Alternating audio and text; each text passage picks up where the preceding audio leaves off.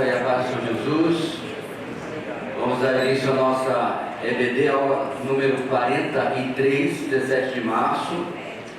Hoje, irmãos, nós estamos no fim de semana atípico. Nós temos 14 irmãos da nossa igreja, se não me engano, ou algo assim, envolvidos em um curso, em um treinamento, como não sabem, de pregação expositiva. E isso sempre complica a questão das famílias e tudo mais. Então, hoje a gente vai ter provavelmente um comparecimento um pouco menor, mas vamos dar sequência e os irmãos depois assistem durante a semana, né? Porque não temos condição de interromper nosso andamento, porque ainda temos duas doutrinas pela frente e temos que encerrar a eclesiologia, onde nós estamos, né? Então vamos orar, está no nosso horário, vamos dar início ao nosso tempo de hoje.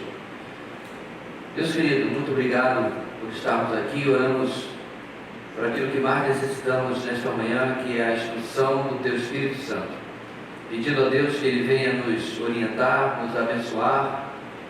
E o mesmo pedimos a Deus pelos nossos irmãos e professores que estão ali no Prega a Palavra, que o Senhor possa dar a eles um dia proveitoso de aprendizado. Continua conosco, Deus, é o que oramos em nome de Jesus. Amém. Muito bem, amados, nós vamos passar aqui pela nossa definição, como temos feito costumeiramente. Estudo sobre a Igreja de Cristo, sua natureza, formas, significado, governo e plano de Deus para ela. E a frase de Wayne Grudem: a Igreja é a comunidade de todos os cristãos de todos os tempos. Semana passada, meus irmãos, nós estávamos falando sobre as ordenanças dadas à Igreja, e nós já cobrimos uma delas. Então, o que são isso, essas ordenanças? Por ordenança se entende as duas instituições que Cristo deixou para seus seguidores observar, a saber, o batismo e a ceia. As ordenanças simbolizam verdades cristãs ligadas à salvação. Portanto, se o praticante desses atos não tiver provado as verdades que elas simbolizam, sua observância não terá nenhum valor. Então, em outras palavras, meus irmãos, a condição única e número 1 para se participar dessas ordenanças, batismo e ceia, é a conversão, é ser nova criatura, é ter confiado em Cristo como seu Senhor e Salvador, ter o seu nome no livro da vida. Você quer mais algum sinônimo? Ter passado da morte para a vida, ser crente, certo? Essa é a condição número 1. Qualquer outra condição que as pessoas usam por aí, inclusive a gente vai falar disso hoje também, não encontra respaldo bíblico. Vimos semana passada que Filipe vira para o eunuco, certo? O eunuco etíope, em Atos, e o eunuco pergunta, na verdade, primeiro: eis aqui o que impede que eu seja batizado? Então a resposta dele é: você pode, se você crer de todo o seu coração. Essa é a única condição. Não é porque é mais bonzinho, menos bonzinho, não é porque você já leu a Bíblia toda. Todas essas coisas, meus irmãos, são importantes na vida cristã, mas não são condição para o batismo e, consequentemente, também não para a ceia. Sobre o batismo, se você porventura perdeu as últimas, nem sei se foram duas apenas aulas sobre isso, sobre as datas, eu acho imprescindível para tirar qualquer dúvida que você possa ter. Falando sobre batismo infantil, falando sobre formas de batismo, falando sobre significado, com bastante fundamentação bíblica. Hoje, irmãos, vamos para o nosso número 2, que é a ceia do Senhor. E não Santa Ceia, ceia do Senhor é o termo correto. Bem, antes de a gente entrar no material, é bom lembrar que o português tem essas palavras chiques para coisas comuns. Ceia nada mais, nada menos é do que jantar, certo? Então, a gente fala de ceia, fala de bodas, bodas é casamento. Então, a gente usa esses termos mais bonitos e rebuscados, não sei exatamente por quê, mas talvez para dar um tom de solenidade, mas, de fato, o que o Senhor fez naquele dia foi fazer a refeição do dia da Páscoa, certo? E ali naquela refeição ele institui a ceia com algo que deveria ser observado pelos seus discípulos, inclusive com um prazo de validade, até que ele venha. Então, um dia nós vamos participar da nossa última ceia, porque naquele dia, naquela hora, ou naquela semana, ou naquele mês, que importa, Jesus vai voltar e acabou, não tem mais ceia do Senhor, ok? Então vamos lá. A ceia do Senhor é um memorial que recorda o sacrifício de Cristo.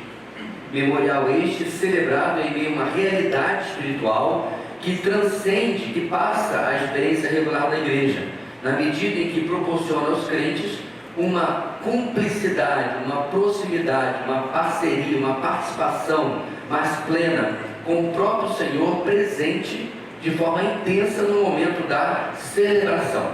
Então vamos ler, meus irmãos, o texto de Coríntios capítulo 11, 24, 25. A minha esposa vai ajudar hoje novamente e aprender já um pouco sobre isso. Ele, dando graças, partiu e disse: esse é o meu corpo que é dado em favor de vocês. Façam isso em memória de mim. Da mesma forma, depois da ceia. Aproxima mais o microfone um pouquinho, só. Aproxima mais o microfone. Da mesma forma, depois da ceia, ele tomou o cálice e disse: este cálice é a nova aliança do meu sangue. Façam isso sempre que beberem em memória de mim. Então a ênfase aqui, agora você aumentou o meu demais. A ênfase aqui, meus irmãos, é nessa parte do memorial. Inclusive, quase toda a igreja batista tem uma mesa que fica lá na frente.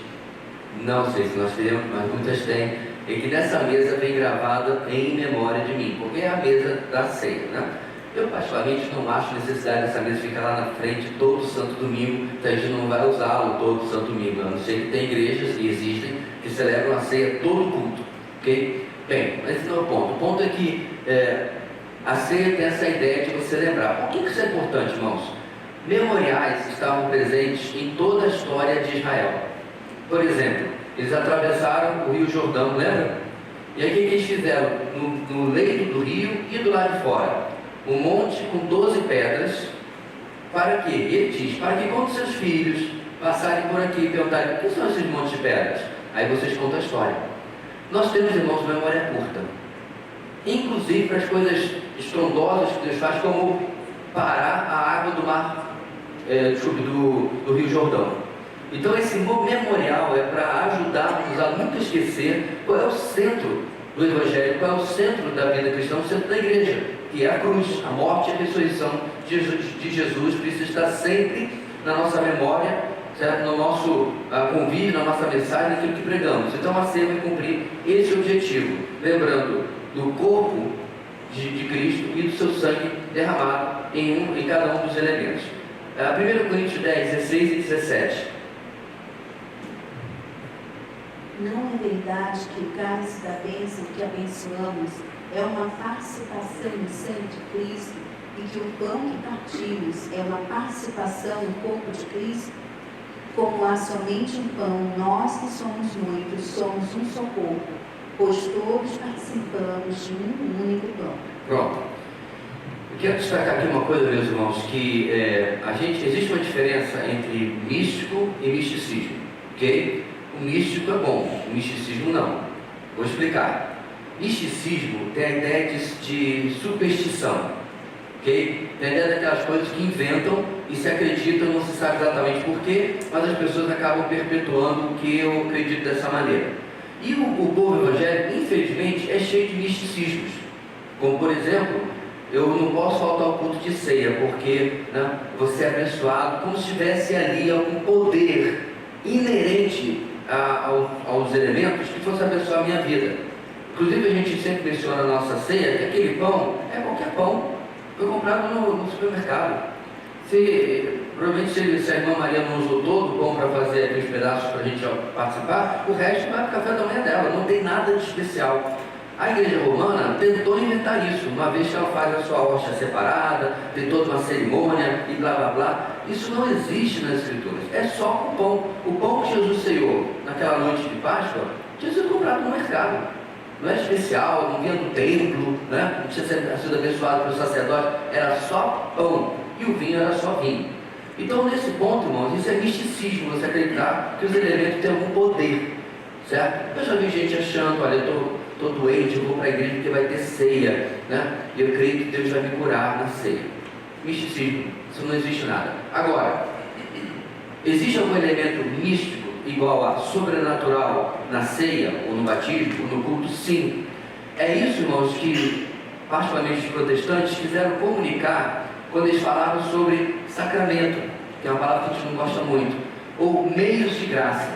existe uma diferença entre você achar que tem poder naquilo e por outro lado, você achar que em participar daquilo você é abençoado. Por quê? Porque não é um momento, tipo assim, né? Meu celular está ali gravando, mas eu estou no celular, aí o pastor fala, pô, irmão, vamos participar da ceia. Não, por quê? Não tinha nada acontecendo e tal. Esse é sim um momento solene. Esse é sim um momento especial. Não estamos fazendo uma coisa, entendeu? Inclusive essa história que teve agora de não poder fazer ceia em casa, pela internet, eu acho que é uma banalização da coisa incrível. Se tornou como se fosse uma coisa qualquer. Então essa falta, irmãos, de zelo, de cuidado com as coisas de Deus tem que estar dentro do nossa atenção. Por quê? Porque é um momento especial. É o que o texto de Coríntios 10 está falando. A gente é unido a Cristo na nossa vida. E quando participamos do seu corpo, do seu sangue, nós estamos simbolizando essa união, estamos lembrando disso. Então vamos lá. Nem qualquer coisa, nem misticismo, mas uma abordagem equilibrada, de que é um momento especial, um momento sobrenatural, onde estamos sim como comunidade da fé, como corpo de Cristo, como igreja de Cristo, lembrando da sua morte até que Ele venha. Seguindo, Jesus instituiu a ceia pouco antes da sua paixão. Cada elemento tem um significado. O pão partido simboliza o corpo de Cristo que foi ferido. O vinho é símbolo do seu sangue vertido na morte em favor dos pecadores. 1 Coríntios 11, 23 a 26. Pois recebi do Senhor que também lhes entreguei, que o Senhor Jesus, na noite em que foi traído, tomou o pão e, tendo dado graças, partiu e disse: esse é o meu corpo, que é dado em favor de vocês.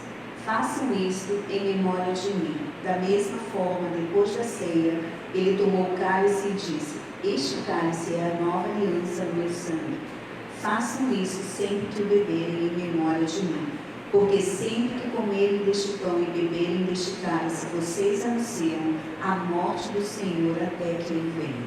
Muito bem. Eu quero só alertar os irmãos que a gente vai repetir alguns textos algumas vezes, porque a gente vai usá-los em mais de um objetivo aqui da nossa explicação, ok? Então, meus irmãos, aí está, o pão simbolizando o seu corpo e o vinho o seu sangue. Aqui já vale um parênteses. É óbvio, sempre há alguém mais detalhista, vamos chamar assim, ou literalista, se você quiser colocar, que diz que não pode substituir o líquido da ceia, tem que ser vinho. Bem, isso tem alguns problemas práticos, né? Por exemplo, deve ser facílimo levar vinho para uma aldeia Yanomami. Inclusive, nem sei se é salutar levar vinho para lá, como bebida alcoólica, uma vez que geralmente índios têm grandes problemas com questão alcoólica, né? Tá vendo, irmãos? Não é tão simples assim. Por lei é proibido. E por lei é proibido. Então, como é que você vai fazer? Mas é na cidade. Ok. Muitas vezes, irmãos, no meio de uma congregação, você tem irmãos que tiveram na sua história, antes de se converter, problema com álcool. Certo? Então, algumas igrejas têm tentado contornar isso para atender todas as sensibilidades, vamos chamar assim. Eles têm bandejas diferentes, a bandeja com vinho e a bandeja com suco de uva. Sinceramente, eu acho um exercício de inutilidade. É muito trabalho para pouca coisa. Por quê, irmãos? De novo, se for assim, aí a gente tem que ir lá no Oriente Médio, pegar a receita do pão de lá e fazer o pão igual. E o vinho também, né? Vamos ver qual vinho que eles usavam lá. Deus não está preocupado, irmãos, com essas minúcias, com essas coisas mínimas do detalhe e tal. O significado é muito mais importante. Eu creio que você deve usar alguma coisa que identifique, pelo menos muito próximo, os elementos do Novo Testamento. E se você está em outra cultura, por exemplo, Yanomami, você vai explicar por quê, ou o que é aquilo que eles não conhecem e por que você está usando outra coisa. Eu me lembro qual missionário falou que eles usavam alguma fruta que tinha um suco vermelho, né? Quando você espremia e tal, fazia um suco vermelho, eles usavam explicando que não é exatamente aquilo que foi usado 2000 anos atrás, mas que eles estavam usando e que o importante era o significado, certo? O ponto aqui, meus irmãos, é que isso não é algo Não, o grande problema teológico, a nossa vida está desviada porque não serve vinho. Não, na verdade, toda igreja batista que eu conheço opta pelo vinho não alcoólico, vamos chamar assim, certo? Porque na verdade, irmãos, o suco de uva nada mais, nada menos é do que o vinho não alcoólico. Ele antes de ser fermentado, né?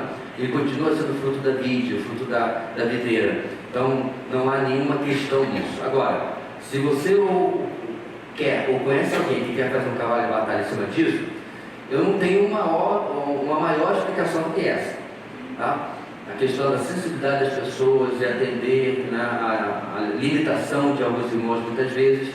E outra questão também é a questão do escândalo, que muitas vezes vai acontecer se a gente estiver participando de bebida alcoólica. Só para a gente aproveitar a menção dos elementos e já destacar isso daí. Seguindo adiante, irmãos, nós temos um gráfico que mostra que a ceia do Senhor, existe uma comemoração, existe uma comunicação, existe uma comunhão sendo realizada aí onde ela acontece. Bem, a ceia do Senhor tem um propósito tríplice. Todo crente tem o dever de participar da ceia, sendo exigido dele que não o faça indignamente, a fim de não se tornar réu do corpo e do sangue de Jesus. O contexto de 1 Coríntios 11 mostra que participar da ceia indignamente é, basicamente, comer e beber nutrindo desprezo e desconsideração pelos irmãos. Então vamos lá, 1 Coríntios 11, 27 a 30. Portanto, todo aquele que comer o pão ou beber o cálice do Senhor indignamente será culpado de pecar contra o corpo e o sangue do Senhor. Examine-se cada um a si mesmo, e então coma do pão e beba do cálice. Pois quem come e bebe sem servir o corpo do Senhor, come e bebe para sua própria condenação. Por isso, há entre vós muitos fracos e doentes, e vários já dormiram. Então vamos lá, irmãos. No contexto, conforme está escrito na nossa lição, qual era o principal problema de Corinto? Divisões, certo? Vai lá no capítulo 3, você vai encontrar que eles criaram esses partidos, essas panelinhas, né? Ah, eu sou de Paulo, eu sou de Apolo, eu sou de Pedro, e tinha o pessoal mais, entre aspas, espiritual, eu sou de Jesus, né? Então tinha esse pessoal. Quem vai pregar hoje? Ah, o apóstolo Pedro chegou aí para pregar aqui. Ah, então não vou não. Tem esse favoritismo, esse desprezo por determinados personagens. O que, obviamente, irmãos, é horrível se acontecer na igreja de Paulo, os repreende e os chama de quê? Carnais. Lembra? 1 Coríntios capítulo 3. Então, um dos principais problemas da igreja era a divisão, as panelinhas, ou como você quiser chamar. Bem, tendo isso em mente, isso também acontecia na ceia, agora entre classes. As pessoas mais abastadas estavam participando de uma refeição inteira e não deixavam para os mais pobres, vamos chamar assim. E aí, meus irmãos, Paulo de novo os repreende. Aliás, a carta de Corinto é uma paulada em cima da outra, porque a igreja está pisando na bola uma vez após a outra. E aí ele repreende a igreja. Quando chega no texto que nós acabamos de ler, ele fala, ele está falando, quando você trata os irmãos dessa maneira, com desprezo, você está desprezando a Cristo, que é o Senhor, e você está participando da ceia indignamente. Inclusive, irmãos, havia naquela época, eu expliquei isso, não lembro exatamente em qual aula, havia essa refeição maior, chamada refeição ágape, refeição do amor. E o certo é todo mundo participar, ok? E todo mundo comeu a mesma coisa. E não estava acontecendo isso nessa igreja. Havia uma preferência, um partidarismo, uma parcialidade entre facções da igreja. Parece piada, irmãos, mas isso já aconteceu modernamente também. Eu vi nos Estados Unidos uma igreja que fizeram campanha para comprar os bancos, né? Então a minha família doou esse banco aqui, a terceira fileira. Aí tinha uma placa doada pela família Ferreira, e aí só a minha família podia sentar ali. Sabe, irmãos, o evangelho é tão simples, e tem igreja e irmãos que complicam tanto a coisa, inventam coisas que eu não sei de onde tiram. Como pode uma coisa dessa? Essas cadeiras foram compradas em campanha, e alguns irmãos deram uma, outros deram 5, outros deram 10, isso nem lembro, 8 anos atrás, 9, 10 anos atrás, e ninguém botou plaquinha nenhuma. Óbvio, cada um senta onde puder, onde quiser, de preferência mais para frente, como você faz. Esse não é o ponto, né? Então, a igreja não é lugar de partidarismo, e essa igreja estava caindo nesse erro terrível, por isso que eles são confrontados por estarem bebendo indignamente. Agora, isso dito, irmãos, isso não significa que o versículo 28 deve ser examine-se cada um a si mesmo apenas em relação a isso. O momento, eu considero mesmo o momento da ceia é o Yom Kippur cristão. O que é o Yom Kippur na cultura judaica, na lei judaica, na lei mosaica? Dia da expiação, certo? Yom, dia, expiação, Kippur, certo? Então, quando eu digo Yom Tov, você está dizendo o quê? Está dizendo o quê, Petrônio? Yom Tov. Bom dia, claro, o nome do grupo dele, Tov. Então, Yom Kippur é isso, só que era uma vez por ano. É óbvio que você pedia perdão durante o ano todo, mas o Yom Kippur é como se fosse a faxina, né? Vamos aqui pegar tudo e vamos ver se a gente esqueceu de alguma coisa, fazer o dia para zerar a conta. Bem, o cristão, meus irmãos, todo dia deve pedir perdão aos seus pecados, sem dúvida nenhuma. A ceia funciona como, digamos assim, o limite. Eu invadi a vida do Henrique, fiz um escarcéu, magoei meu irmão e tal, estou errado, mais sujo que puleiro de galinha.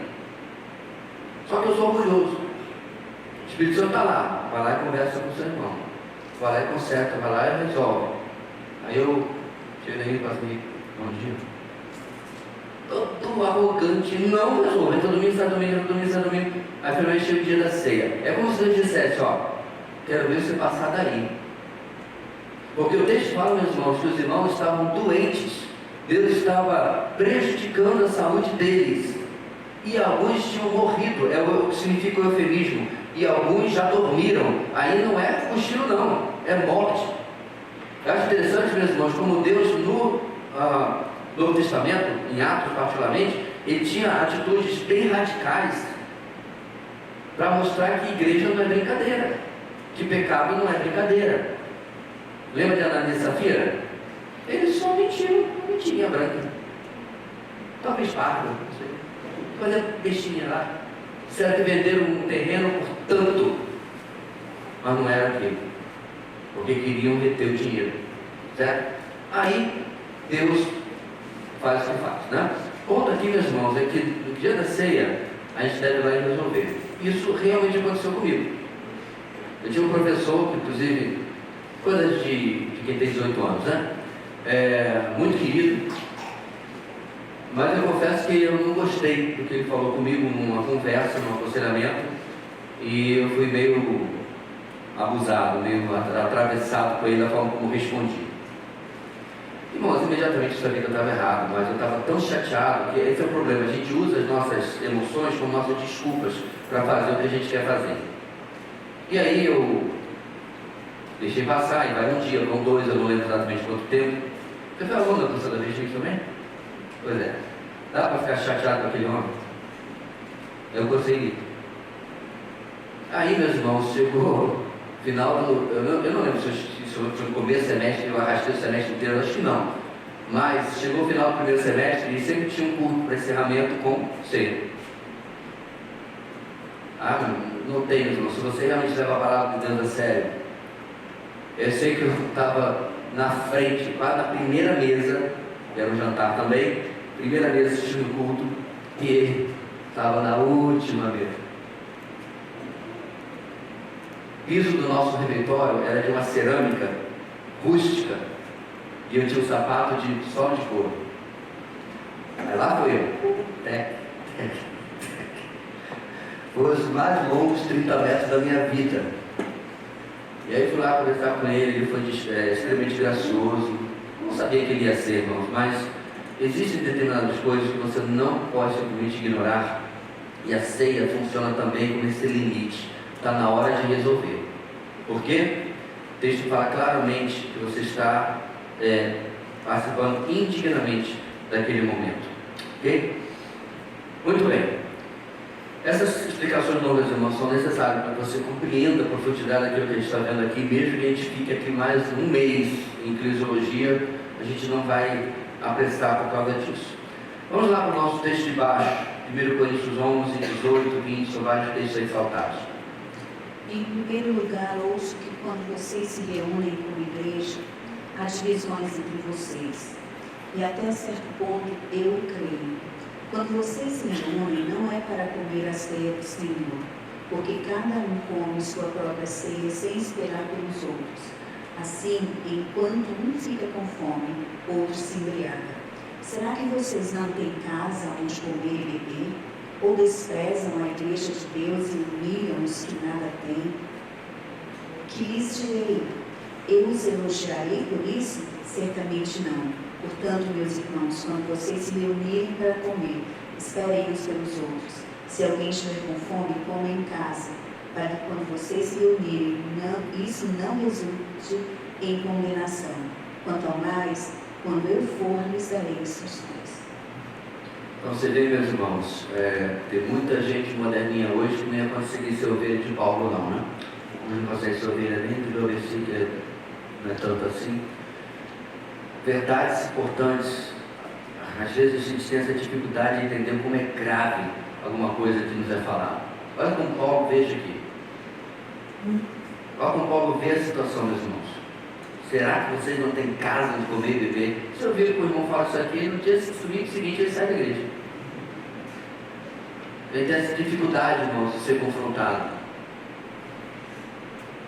E detalhe, eles chegaram e disseram assim, não, Paulo é forte assim em carta, mas pessoalmente ele diz, vocês vão ver com você pessoalmente, ele diz na segunda carta. Vocês estão achando que eu queria ir com vocês com amor, mas já que vocês estão resistindo, porque irmãos, eles dizem que estão desprezando a igreja de Deus e humilhando os irmãos. Então você vê, irmãos, a ceia, ela sim é um memorial que fala da cruz, etc., mas ela tem um fator de comunhão, de relacionamento incomparável. Nós estamos literalmente dizendo, olha, esse corpo que eu estou lembrando aqui, este sangue que eu estou lembrando aqui, eu e você, meu irmão, participamos dele. Isso é que nos une. Não é classe social, não é raça. Tudo isso, meus irmãos, já tentaram corromper a igreja de Cristo, igreja de determinada classe social, igreja de determinada raça. Os Estados Unidos tem essa, né? A igreja de negro, a igreja de branco. Eu já vi branco sendo tratado apenas como visitante na igreja de negro e vi negro sendo tratado como visitante na igreja de branco. As pessoas devem ter vergonha. A única coisa, meus irmãos, que cria uma divisão, uma separação entre irmãos na igreja de Cristo é pecado. Absolutamente nada mais pode nos separar. E pecado ele só separa, mas quando você resolve, acabou. Você cresce, você amadurece. Então a igreja de Cristo, meus irmãos, é prejudicada quando as pessoas não entendem essa unidade. Na nossa figura ali, não vamos ler tudo, mas ele está falando sobre esses três propósitos, né? Comemoração, porque nós estamos dando graças, não é isso que Jesus fez e nos lembra a fazer também. A comunhão, porque, como eu disse, é a ideia de nós estamos participando juntos do corpo de Cristo. Nós já lemos esse texto agora há pouco. E finalmente, comunicação, porque a gente está anunciando a morte do Senhor até que Ele venha, certo? Então, esses três fatores com a letra C estão presentes na ceia. Agora, irmãos, por que a ceia é comemorada em diversas igrejas? Elas têm visões diferentes, particularmente visões diferentes, visões distintas sobre a ceia. Vamos começar pela transubstanciação, que é como enxerga o catolicismo romano. Os elementos da ceia se transformam literalmente na carne e no sangue do Senhor, certo? Então eles entendem que quando você está ali participando, aquela hóstia é de fato o corpo de Cristo, não é um símbolo, não é um memorial, não é uma lembrança, é literalmente carne, e a carne de Cristo, certo? Eu confesso que eu não sei explicar porquê, eu tenho até uma fonte que poderia perguntar, mas não sei se a pessoa ficaria ofendida, então eu prefiro não. O fato de que vocês já devem ter participado muitos aqui de uma missa, você até pega a hóstia, mas aí o padre bebe o cálice sozinho. Então eles tiram isso. Eu não consigo entender, meus irmãos, essas mudanças. O texto é tão simples. Todos participam. Mas aparentemente eles acham que apenas é por isso que, irmãos, eles corrompem também a ideia de sacerdócio. Quem é o sacerdote na igreja romana?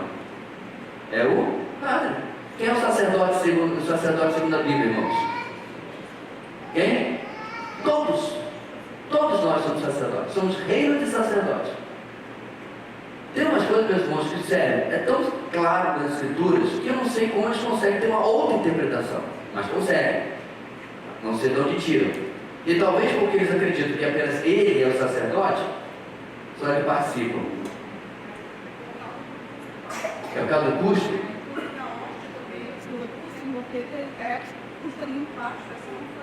É folha de arroz, né? Eu não deixo de acreditar, não. Segundo a informação que eu tenho, o celibato é a mesma coisa, só uma questão financeira. Porque você não tinha mais como deixar herança para ninguém. Não tem mulher, não tem filhos, não tem herança. Né? O padre morre, acabou-se. Pois é, não tem pensão, verdade. Fato é, meus irmãos, vamos ler esses textos, vamos ver como é que isso funciona. Mateus 26, 26. Enquanto comiam, Jesus tomou o pão, deu graças, partiu e deu aos seus discípulos, dizendo: tomem e comam, isso é o meu corpo. Então esse é o primeiro versículo, irmãos, que eles tomam como base para afirmar que isso de fato é o corpo de Cristo. Isto é o meu corpo, certo? Só que, meus irmãos, você pode falar a mesma coisa e estar tratando de um simbolismo, certo? Não necessariamente isto é tal coisa, literalmente tal coisa. Então é óbvio que você pode interpretar dessa maneira, mas eu entendo o seguinte: se isto fosse o significado desse texto, outras vezes nas cartas apostólicas, por exemplo, quando o próprio Paulo trata da ceia em 1 Coríntios 11, ele teria dito isso. Ele teria dito claramente que esse é literalmente o corpo de Cristo. Isso não é falado. Outro texto que eles usam é João 6, 53 e 57. Jesus lhe disse: eu lhes digo a verdade, se vocês não comerem a carne do Filho do Homem e não beberem o seu sangue, não terão vida em si mesmos. Todo aquele que come a minha carne e bebe o meu sangue tem a vida eterna, e eu o ressuscitarei no último dia. Pois a minha carne é verdadeira comida, e o meu sangue é verdadeira bebida. Todo aquele que come a minha carne e bebe o meu sangue permanece em mim, e eu nele. Da mesma forma como o Pai que vive em me enviou, e eu vivo por causa do Pai, assim aquele que se alimenta de mim viverá por minha causa. Novamente, eles pegam mais um texto como esse, e aí é que eu falo da diferença entre místico e misticismo. Eles criam o misticismo de que aqueles elementos, o pão, por exemplo, né, ele tem essa transformação. Então, até o momento, ele era simplesmente pão. Ele foi abençoado, ele se transforma na carne e o vinho no sangue de Cristo, certo? Literalmente assim. É interessante, irmãos, que os mesmos textos são usados para fazer um comprometimento meio a meio, que é o que você vê no luteranismo, que é o segundo ponto. Em vez de transubstanciação, você tem consubstanciação. Então veja a diferença: a carne e o sangue de Cristo, literais, estão presentes na ceia, junto com os elementos. Então, a reforma, meus irmãos, ela não foi em 1517 perfeita, certo? Elementos do catolicismo romano foram abandonados com o tempo. Infelizmente, algumas coisas não foram abandonadas, como, por exemplo, o batismo infantil, como a gente já viu. E uma delas é que a ideia da ceia progrediu até determinado ponto, mas no caso do luteranismo, certo? De Lutero, parou ali. E ele começou a ensinar que não se transforma literalmente em carne e sangue. Elas estão presentes naquela matéria. Por quê? Porque eles olhavam para os elementos e diziam assim: continua sendo pão, continua sendo vinho. Então, eles não romperam totalmente com a ideia católica, mas chegaram no meio termo, ok? Nós entendemos que ambas as visões, ambas as explicações não têm procedência. Não é assim que a palavra de Deus ensina, a gente já vai falar sobre isso. Você levantou a mão? Só um minutinho lá. Precisa de alguém aqui ajudando com o Mike. Quem fica aí? Quem pode ir? Vai ter que ir voltar daqui a pouquinho. É porque senão não sai na gravação, vou ter que simplesmente repetir tudo. Eu estou falando sobre a hóstia, né, da Igreja Católica. Eles são itens normais até ele ir para o sacrário. Ok. Quando ele é colocado no sacrário, aí o padre vai lá e faz a bênção. E tanto é que só ele pode tocar aquilo ali. Tanto é que as sobras, só o padre toma, porque só ele é digno de receber o que literalmente ele é o sangue e o corpo de Cristo. Tanto é que tem católicos que na hora de receber se ajoelham para não tocar. O fato de você tocar, a sua mão já profanou, está deixando aquilo ali impuro, entendeu? Eu quero saber como é que eles fizeram na pandemia, com a paranoia que teve, como é que você fazia, né? Porque se ele tivesse com Covid, tocasse na hóstia e fosse colocar na boca do fiel, do pároco, né? Do paroquiano, perdão, pároco é ele, do paroquiano, e aí, passou o Covid pro pessoal, como é que fez? Eu não sei, eu tenho curiosidade de saber como é que você contorna uma coisa uma vez que é doutrina, né? Diga, Bertrand. Eu acho que eu estava pensando também a questão da interpretação tendenciosa das Escrituras, porque Jesus falou que Cristo é o meu corpo. Mas Jesus falou que ele é a porta, Jesus falou eu sou a videira, mas nem sei se não considera, ele não é porta, não é uma videira. Exatamente. Tendência aí.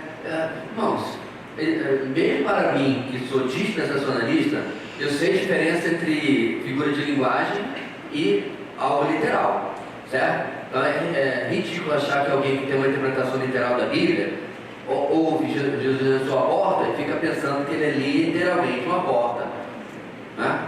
Faz sentido. Eu sou a luz, eu só venho brilhando para tudo quanto é lado. Existe figura de linguagem, existe aquilo que é literal, ok? E no caso da descrição dos elementos da ceia é novamente uma figura de linguagem. Seguindo adiante, nós temos a terceira visão, presença espiritual. Olha como já está se afastando do catolicismo romano. Isso é, na verdade, a visão da maioria dos calvinistas, da maioria dos reformados. Cristo está presente de forma espiritual nos elementos da ceia. 1 Coríntios 10, 16, a gente já leu, mas só para dar a lembrada. Não é verdade que o cálice da bênção que abençoamos é uma participação no sangue de Cristo e que o pão que partimos é uma participação no corpo de Cristo? Então, de novo, meus irmãos, aqui está o catolicismo romano, vai o luteranismo. É igual a parte dos reformados, olham para o que Lutero escreveu e dizem assim, ainda está romano demais. Aí vão mais um pouquinho para cá, e o que eles falam? Cristo está presente de forma espiritual nos elementos da ceia. Eu não tenho tanto problema com isso, porque, Jesus está presente de forma espiritual quando você prega a palavra também, quando você louva. Jesus está presente de forma espiritual em absolutamente tudo. Então, não vejo nada especial nessa conclusão e não vejo nem que conflita com o que nós entendemos que é o último, obviamente, a última visão ali. Então, ele está espiritualmente presente em tudo. Agora, aquilo não torna aquele pão, o meu medo é que algumas pessoas comecem a ver os elementos de uma maneira especial, certo? Porque Jesus está espiritualmente ali. Então, tipo, né, sobrou aqui um monte de pão da ceia e tal. Irmã Maria, não se esqueça, tem que queimar isso aqui, não pode. Não, eu ia passar aqui no laguinho e dar para os patinhos. Sacrilégio. Porque está dando ao objeto, irmãos, um poder que ele não tem, certo? Então essa mistificação da coisa que a gente tem que tomar cuidado para não cair nisso daí. Agora, Zwinglio, que também era um reformador, certo? Ou seja, isso também é uma visão reformada. Zwinglio se afastou ainda mais da igreja romana e obviamente de Lutero e de parte dos reformados, certo? Zwinglianismo. Nome bonito para você botar no seu filho, né? Zwinglio. Ele vai ser o último na chamada da escola sempre, lá no finalzinho. Os elementos da ceia recordam o sacrifício de Cristo. Visão compartilhada pelos batistas, ok? Quer sejam reformados ou não, é a visão que nós entendemos que é apenas do memorial. Nada mais do que isso, mesmo que seja extremamente valioso, extremamente precioso. Vamos ver, irmãos, João 6, 52 e depois 63. Então, os judeus começaram a discutir exaltadamente entre si. Como pode sonhos oferecer a sua carne para comermos? Por quê? Eles entenderam literalmente. Quando Jesus falou, vocês têm que comer da minha carne e beber do meu sangue, os judeus surtaram. Eles haviam participado da multiplicação de pães e peixes. Eles haviam cruzado o mar da Galileia atrás de Jesus. E Jesus ainda fala, vocês vieram porque vocês comeram o meu backfish. Entendeu? Sanduíche de peixe. Entendeu? Mas vocês têm que fazer mais do que isso. Em vez de estar interessado só nas bênçãos do Messias, vocês têm que estar interessados no Messias das bênçãos. Vocês têm que comer da minha carne e beber do meu sangue. Eles surtaram. Porque eles entenderam literalmente canibalismo. Olha uma coisa dessa. Aí Jesus vai dizer o quê? Próximo versículo. O Espírito dá vida. A carne não produz nada que se aproveite. As palavras que eu lhes disse são Espírito e vida. Ele acabou de dizer, meus irmãos, que a carne em si não aproveita nada. Ou seja, ele não estava se referindo a isso. Ele não estava se referindo ao corpo literalmente dele. Ele está se referindo, obviamente, você tem que estar fechado comigo, você tem que crer em mim, você tem que me seguir até a vida e a morte. É isso que está falando para aqueles judeus.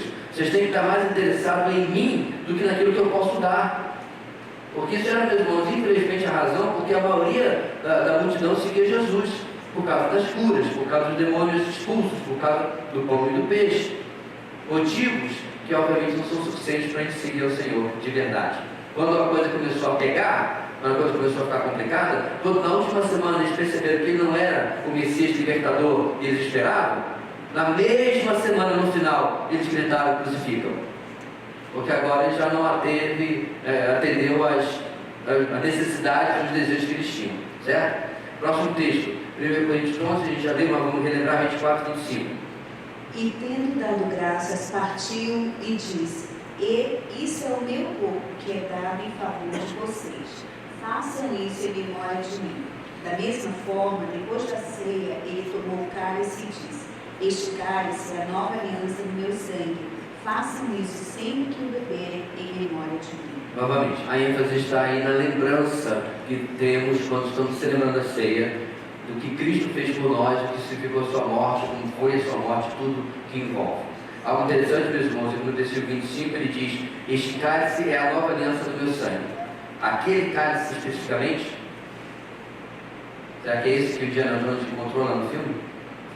É aquele especificamente que ele lá, porque ele diz: Este é o cálice da minha aliança. Se isso vai ser literal, absolutamente literal, acabou-se o cálice da aliança. Porque se perdeu aí, alguém um dia vai encontrar. Claro que não. Ele está falando de novo de forma figurativa, certo? E simbolismo, ok? Muito bem, irmãos. Nosso intervalo agora, depois nós vamos sair desse assunto, mas na volta vamos abrir para perguntas sobre a ceia do Senhor, ok? Acontece. Ok, meus irmãos? Antes de nós seguirmos adiante, certo? Aí encerra o assunto sobre ceia. Antes de nós seguirmos adiante, alguém tem alguma dúvida sobre ceia? Para que a gente possa elucidar alguma pergunta sobre aquilo que foi falado, alguma outra contribuição?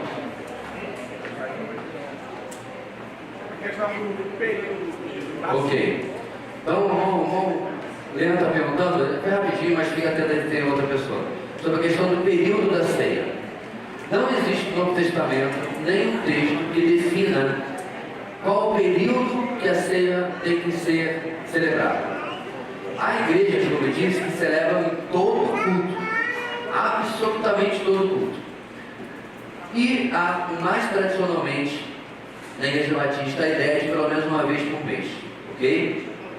Irmãos, ministerialmente, como eu disse, uma vez que não há uma definição bíblica, a minha opção foi para que nós celebrássemos periodicamente, mas sem um período certo.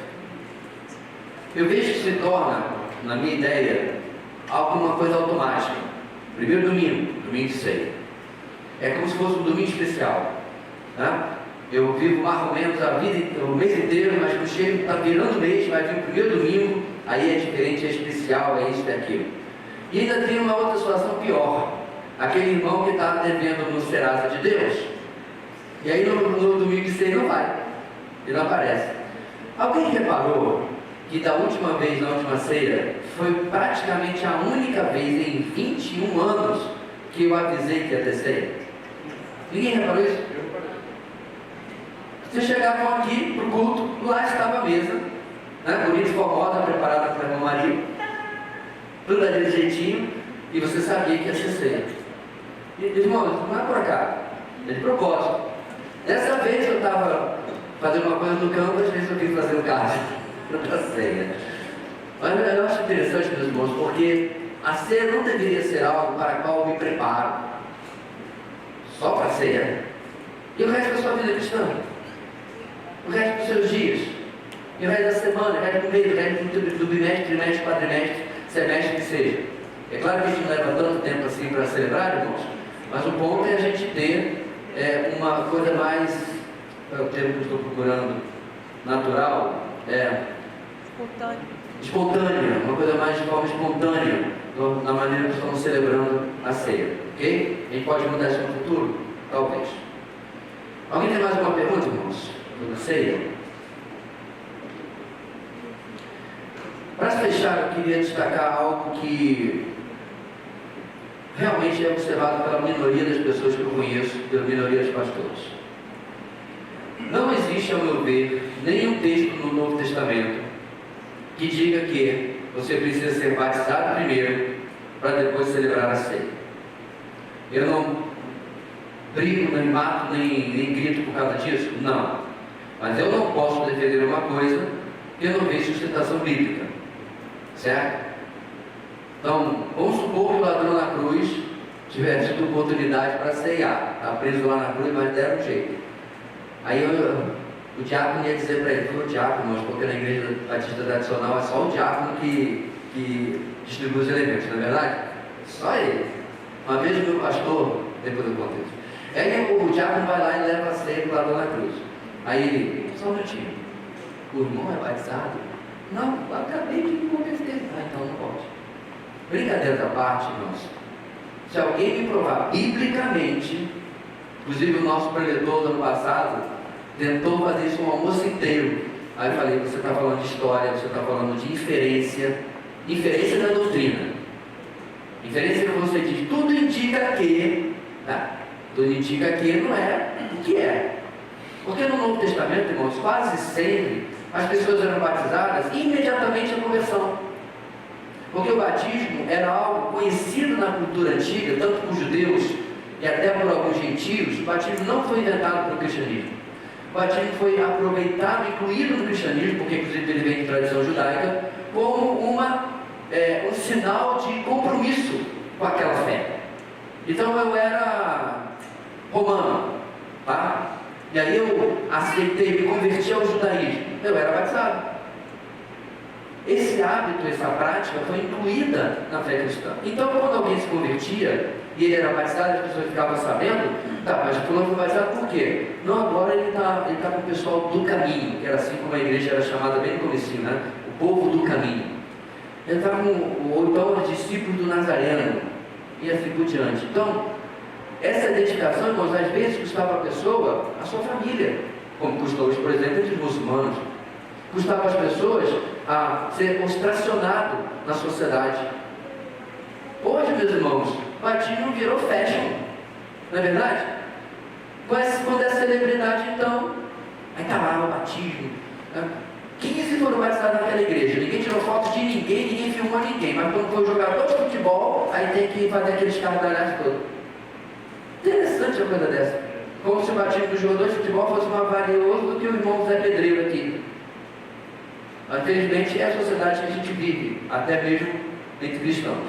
O ponto, irmãos, é que hoje o batismo a gente leva um pouco mais de tempo para que a pessoa mostre convicção de fé e de que está entendendo o que está fazendo, ok? Eu não vejo sentido, de novo, biblicamente, de que entre a conversão e o batismo eles não possam participar. Isso dito, os irmãos são testemunhas. Toda vez que nós celebramos a ceia, eu deixo muito claro: se você está aqui essa noite e você não tem absoluta, 100% certeza da sua salvação, não participe da ceia. Se você acha que é convertido, não participe da ceia. Tenha certeza da sua salvação, porque para isso que a ceia pertence. Ok? Cadê o Mike? Vai. Dá o sprint. Não deu o sprint. Aqui, pessoal. Vai de 4 horas, dentro de um torcedor do camisa brasileira. Pastor, qual seria o significado teológico de, vamos dizer lá em Mateus 3,16, que assim Jesus foi batizado, saiu da água, naquele momento o céu se abriu, e ele viu o Espírito de Deus descendo como um pomba, pousando sobre ele. Em outros evangelhos também relata isso, a descida, o Espírito Santo como uma pomba sobre ele, após o batismo. Como poder interpretar teologicamente? Há um sentido aí? Há um sentido para a pessoa de Jesus, não para o batismo em geral. Ali há uma confirmação do Pai sobre a pessoa do Filho, certo? E inclusive mostrando que a presença, o enchimento do Espírito Santo sobre ele. Porque, meus irmãos, é preciso que a gente compreenda: Jesus é Deus, não no tempo passado, no tempo presente, e Jesus é homem no tempo presente também, certo? Como homem, ele precisava ser cheio do Espírito Santo. Então, a gente tem que fazer as divisões, às vezes, no Evangelho, do que Jesus está fazendo porque Ele é Deus, e do que Ele está fazendo porque Ele era cheio do Espírito Santo. Porque essa parte nós podemos imitar.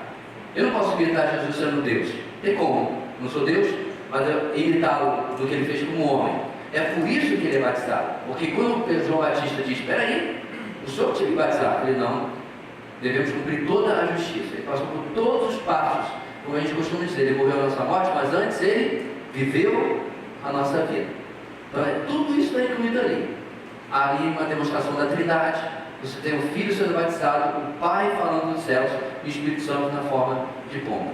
Então tem todos esses significados teológicos nesse texto tão simples, tão pequeno, que a gente pode extrair uma aula inteira aí. Ok? Ok, irmãos? Bem, seguindo adiante, hoje a gente vai falar, na segunda parte, um assunto bem agradável. Olha lá. Disciplina da Mazubim. Disciplina na igreja. Irmãos, eu adoraria que isso não existisse em absolutamente nenhum lugar, mas o milênio não começou ainda. A disciplina já existe no céu, quando Satanás Lúcifer, se quiser usar, mas essa palavra não tem na Bíblia, mas Satanás se rebelou contra Deus, ele foi expulso. Disciplina. Disciplina existiu no Jardim do Éden quando o primeiro casal pecou, foram expulsos do jardim, e de todas aquelas maldições que a gente já viu. Então, a disciplina, meus irmãos, ela faz parte da convivência humana, faz parte da nossa família. Que essa semana estou trazendo o seu filho, mas não é? Ou você vai sempre dizer, você está lá, que bonitinho, olha o que está fazendo. Jogou o prato no chão, está se expressando. Vai deixar eu ver só. Muito pelo contrário, né? Nem que seja aquele olhar fulminante, né? Ele, Michael Keaton no Oscar. Não importa, você disciplinou de uma forma ou de outra. Aí quando chega na igreja, irmãos, o melindre começa. Porque a disciplina, ela tem diversas facetas, diversas formas e diversos fins, né? Tanto como objetivo como conclusão. Mas, meus irmãos, é virtualmente impossível qualquer relacionamento da sociedade não incluir disciplina. Forças Armadas tem disciplina, pessoal? E eu não me refiro a disciplina de fazer isso, daquilo, mas disciplina de punição mesmo, né? Escreveu no meu amigo, xadrez. Tem essa. Seu trabalho tem punição? Tem disciplina? Tem. Pegou lá o contra-cheque, horas atrasadas descontadas. Mas, meu amigo, o horário é 8. Tu chega às 10, a semana inteira, 2 horas vezes são 10 horas, menos. Isso para você não ir para a rua. De novo, aí quando chega na igreja, a gente quer ser uma sociedade, desculpa, meio hippie, né? Com variáveis, nada acontece. Não estou dizendo que a igreja é a polícia da vida dos outros, em que fica com a lupa vendo cada ruga na sua vida, né? Eu digo metaforicamente, estou dizendo as rugas de verdade. Não é isso, de forma alguma. Mas, meus irmãos, é algo bíblico. Inclusive é uma das marcas de uma igreja saudável, a prática da disciplina bíblica. Okay? Então ali nós temos uma figura que mostra as etapas, né, que a gente vai ver inclusive no texto de Mateus. Primeira etapa, 1 a 1, segunda etapa com mais uma pessoa, terceira etapa, a igreja geralmente representada pelos seus líderes. O que vai levar, é o fluxograma, né? Vai levar para cima ao arrependimento e a restauração imediata da comunhão. Ou para baixo, para a exclusão e as suas consequências. Okay? Mas mesmo a parte para baixo, irmãos, tem o objetivo de levar para cima, para o arrependimento. Por quê? Porque o alvo da disciplina sempre é restauração. Nunca é bater por bater. Você faz isso com seus filhos? Puxa vida, disciplina meu filho, ele aprendeu. Não vou poder bater de novo. Que pai pensa isso? Muito pelo contrário. Eu disciplinei meu filho 1 ou 2 vezes, ele nunca mais fez isso. Que bênção! Ele aprendeu. Você cumpriu o objetivo da disciplina, que é a mudança, a transformação, a restauração. Ok? Então vamos lá, meus irmãos. Vamos seguir adiante. Deixa eu só ver se eu estou no slide certo, porque o meu slide vai tudo pelo chão. Isso. A igreja tem como um dos seus deveres aplicar a disciplina conforme ensinada no Novo Testamento. Essa prática consiste na expulsão da pessoa disciplinada, seguida do rompimento da comunhão dos crentes com ela. Dada a sua severidade, a disciplina só pode ser aplicada quando a pessoa se mostra incorrigível, recusando se arrepender, ou seja, impenitente, e abandonar o pecado. Se recusando a se arrepender e se recusando a abandonar o pecado, esse é o sentido. Se em casos assim não houver a expulsão, toda a igreja ficará maculada, manchada pelo pecado do membro rebelde. Vamos começar nosso texto, irmãos. 1 Coríntios 5, 6. O orgulho de vocês não é bom. Vocês não sabem que um pouco de fermento faz toda a massa ficar fermentada? De que orgulho que Paulo estava falando, irmãos? Havia um irmão, a gente já vai ler esse texto daqui a pouco todinho, certo? Havia um irmão em pecado gravíssimo. E eles estavam contentes consigo mesmo, porque não tinha expulsado o irmão. Entendeu? Eles se achavam, irmãos. Não é o retrato de hoje, que estavam amando o irmão. Já viu aquela frase? A igreja tem que ser mais hospital e menos tribunal. Depende. Ao aflito, contrito, arrependido, quebrantado, hospital, para restaurar essa pessoa. Para o cara de pescoço, endurecido, dura serviço, teimoso, impenitente, tribunal. Ela não tem que ser, meus irmãos, nem uma coisa e nem outra. Ela tem que ser a coisa certa para a circunstância e para a pessoa certa. Então, eu já lidei com tudo isso, né? Há 30 anos de ministério. Gente chegou para mim, sabe, no fundo do poço, pastor, fiz isso, fiz aquilo. Nossa, eu estou acabado e tal. Já conversei com meus pais, conversei com minha esposa, conversei com minha esposa, conversei com sei lá quem. Eu já consertei. Aí algumas pessoas não consigo vencer, não consigo me perdoar e a gente cuida. Porque a pessoa está quebrantada, a pessoa está arrependida, a pessoa quer realmente, irmãos, deixar esse episódio para trás. Agora, eu nunca fui procurado por uma pessoa endurecida, impenitente, porque ele não acha que ele precisa de ajuda. Ele não vem. A gente, infelizmente, tem que ir. E aí a gente vai conversar e a pessoa, a cerveja não dobra. Eu vi, irmãos, em cenas que era. Eu vi, inclusive, uma vez um pastor amigo nosso, muito amigo meu da minha esposa, e participou da fundação da nossa igreja, chorar diante de outro que não se dobrava. Ele mais ou menos estava dizendo, irmãos, como dizendo aquela passagem, dá glória a Deus, porque quando nós admitimos o nosso pecado, a gente glorifica a Deus pela sua misericórdia, pela sua graça. Não era o que estava acontecendo aqui. Então vamos lá. Novo Testamento, acho que é. Por favor, não sei se eu estou. O Novo Testamento contempla dois modelos de processo disciplinar eclesiástico. A gente vai ficar, meus irmãos, sempre isso. Novo Testamento. Tá? Mas a minha igreja lá em Caixada Mirim do Norte fazia diferente. Tudo bem. Mas se não está na Bíblia, a gente não vai fazer. Modelo trifásico. É o processo descrito em Mateus 18, 15 a 17, no qual 3 etapas precisam ser superadas antes da efetiva exclusão do pecador. Esse processo deve ser aplicado a casos de pecado que, ao tempo do início do processo, são conhecidos somente por um indivíduo da igreja ou por uma pequena minoria. Havendo arrependimento em qualquer das etapas, o processo termina sem que haja expulsão. E o pecador arrependido recebe então o perdão dos que o exortam. Então vamos, irmãos, para o texto clássico de Mateus capítulo 18, que eu creio que todo mundo conhece. Vamos lá. Se o seu irmão pecar contra você, vá e a sós com ele, mostre-lhe o erro. Se ele ouvir, você ganhou seu irmão. Vamos parar e vamos etapa por etapa.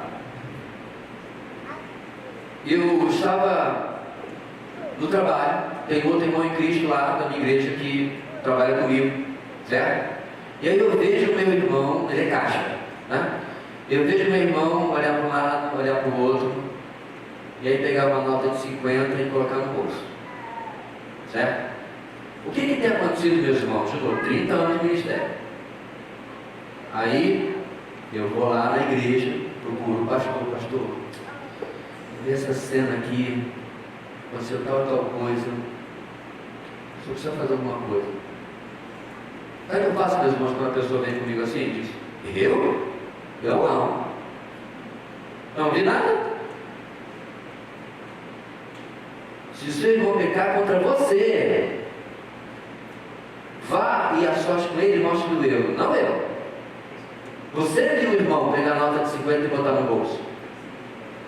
Você vai chamá-lo no particular, vai vestir essa sandália de humildade, vai falar em amor, vai falar em graça, certo? Vai dar flores para ele, faça se quiser para mostrar quanto você o ama. E você vai dizer: meu irmão, vi isso acontecer, queria lhe ajudar a resolver isso. Vamos conversar com o gerente, vamos conversar com a autoridade. Porque isso, o que está acontecendo? Você está com dívida, você vai ter que ir. O que acontece, meus irmãos, com uma pessoa que testemunha o pecado de outro, se recusa a fazer o que a Bíblia está dizendo? Agora ele é o pecador. É tão interessante, né, irmãos? Eu vi o irmão tirando 50 reais do caixa. O que você fez? Não fez nada, quer ver? É uma hipocrisia muito grande. Ele é um pecador, mas eu que estou desobedecendo diretamente Mateus 18,15, não sou. Então, meus irmãos, eu estou dizendo porque isso já aconteceu nessa igreja, não no negócio de 50 reais, pelo amor de Deus. Não. Eu me lembro claramente, a pessoa chegava lá, né?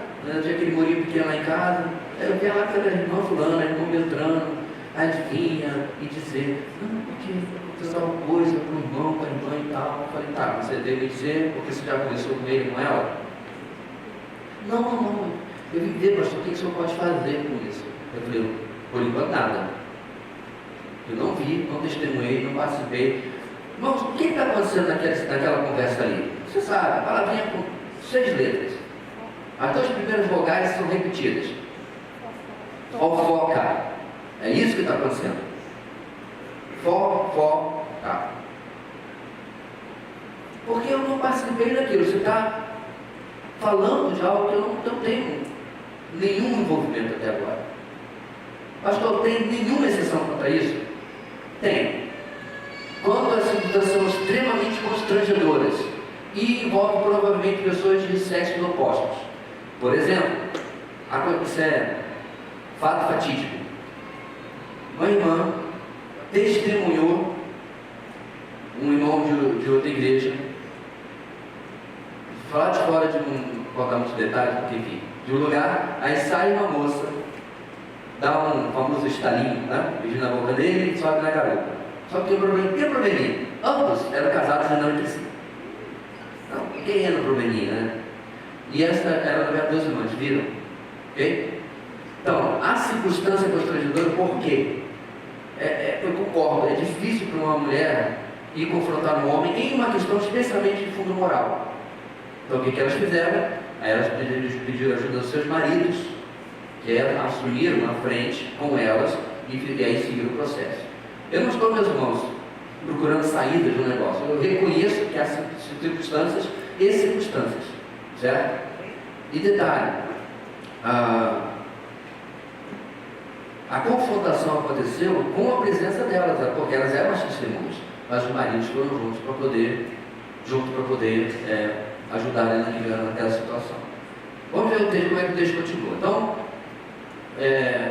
eu vi lá o irmão, né? Conversei com ele, e aí ele disse: eu não quero saber disso não, você está vendo coisas. Tá, então coloca a mão no seu bolso e puxa tudo que está aí, vamos ver se não tem uma nota assim, né? Então ele não quer resolver. O que 16 fala? Mas se ele não ouvir, leve consigo mais 1 ou 2 outros, de modo que qualquer acusação seja confirmada pelo depoimento de 2 ou 3 testemunhas. Isso é uma prática judaica, né? Muito comum. E aí o que acontece? Então não resolveu. Aí eu tenho liberdade agora, sim, de conversar com o irmão Reginaldo, o irmão Petrônio, por exemplo. Eu vi tal cena no meu trabalho, um amigo nosso, próximo e tal, queria que a gente fosse conversar com ele. Esse é o próximo passo. Pastor, e no próximo passo, eu já não posso ir direto com o senhor, não? Irmãos, até pode, mas você vai atrás de mim como membro da igreja, como mais uma testemunha, certo?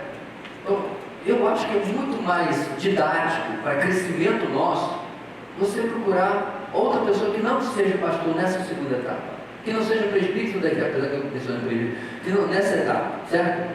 Por quê? A igreja amadurece, irmãos, a igreja cresce, sai da sua zona de conforto, você aprende a fazer uma coisa que é extremamente constrangedora, incômoda, mas é bíblica. E que detalhe, pode salvar, não eternamente, digo, mas salvar a vida espiritual daquele irmão que está numa situação, com certeza, que precisa de ajuda. Só que, problema no paraíso, ele não ouve vocês 2, 3, né, no caso, e aí 17. Se ele se recusar a ouvir, responde à igreja. E se ele se recusar a ouvir também a igreja, trate-o como pagão publicano. O que era na mentalidade judaica, irmãos, pagão ou publicano? O pagão é o gentio, não o judeu, certo? Então, como é que o judeu via o gentio?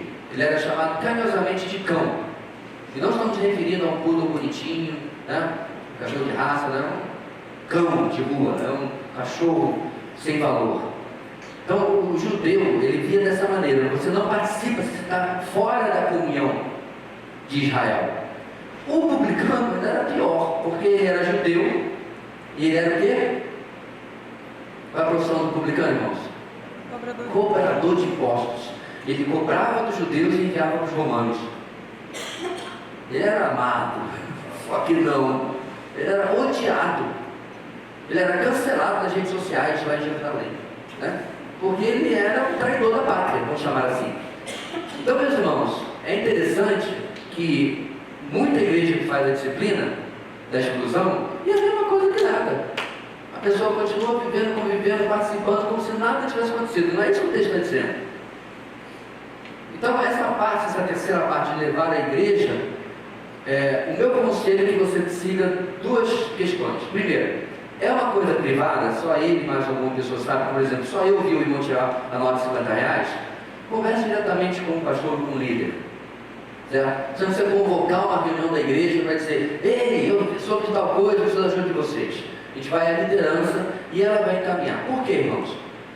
É o nosso costume de que questões privadas são tratadas de forma privada, questões públicas são tratadas de forma pública. Exemplo: nós já tivemos em 21 anos exemplos de fornicação. Jovens que tiveram relação sexual no casamento, certo? E aquilo foi tratado, né? Eu consigo lembrar também de 2 ou 3 pessoas que estavam presentes nessa reunião, entre a liderança da igreja, as 2 famílias. Eles foram disciplinados, foram acompanhados espiritualmente e, até onde saibam, foram restaurados. Ok? Estão aí servindo ao Senhor. E a maior parte da igreja nunca soube. Pastor, a liderança está escondendo as coisas da igreja? Não. Que proveito há espalhar algo que não é público? Absolutamente nenhum. Porque o objetivo da disciplina, meus irmãos, não é causar constrangimento, vergonha, embaraçamento das pessoas. Não. O objetivo é restauração. E para o objetivo, manter de forma privada era a decisão mais sábia. Porém, um outro casal, na mesma substância, não tinha como, porque a menina engravidou. Eles nem eram membros da igreja, mas estavam frequentando já há quase 1 ano a igreja. E aí, obviamente, meus irmãos, né? Vai haver uma gravidez, uma barriga vai crescer e a gente vai fingir que nada está acontecendo. E se a gente disciplinasse no privado, ok? O que ia acontecer?